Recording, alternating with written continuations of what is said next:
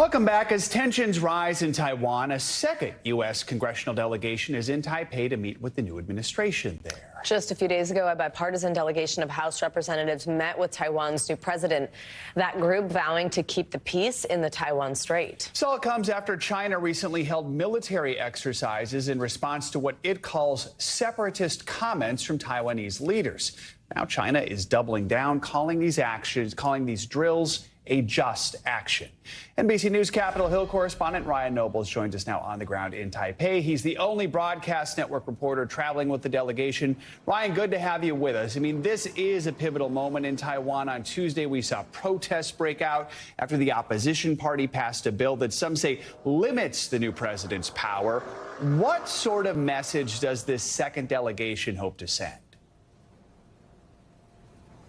Well, you know, it's interesting, Joe. It may not be the message you would expect. And they actually don't believe that these protests are a bad thing. They actually show that they're a symbol of a vibrant democracy, which is very different here on the island of Taiwan than it is on mainland China. And they're actually encouraging both the legislature and the executive branch here to have these robust discussions about the future of Taiwan. And they believe that that is positive and productive. But more than anything, both the Democrats, the Republicans, the senators, the House members that are on this tour, what they want Taiwan to know is that America has its back, and they're going to continue to support them to make sure that there is peace in the Taiwan Strait. Joe?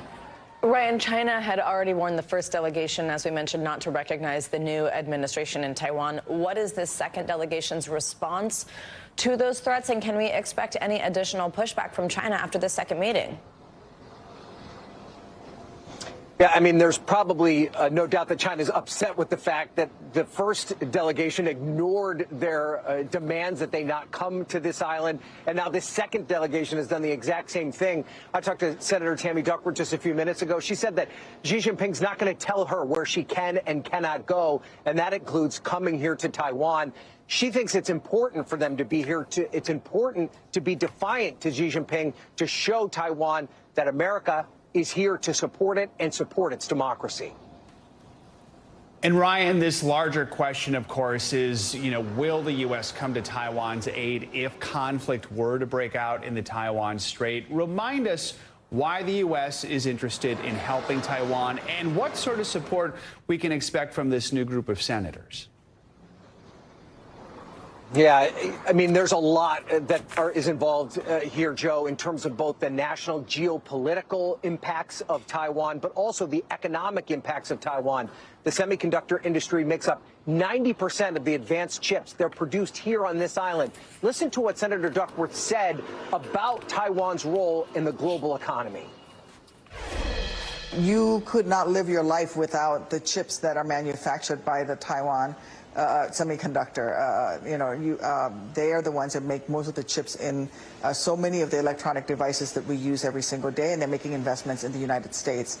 The other is that the Taiwan Strait is critically important to the economic well-being of nations all across the globe. And some of the other leaders that we spoke to said that if an attack were to take place, the semiconductor industry would be completely shut down, and it would lead to a worldwide economic shutdown that would be akin to the COVID pandemic, if not worse. So that's part of the reason that America has such a vested interest in what happens here in Taiwan, and why you're seeing such a strong show of support from both the House, the Senate, from Republicans and Democrats. Joe and Savannah. So much at stake there. Ryan Nobles, thank you. Thanks for watching. Stay updated about breaking news and top stories on the NBC News app or follow us on social media.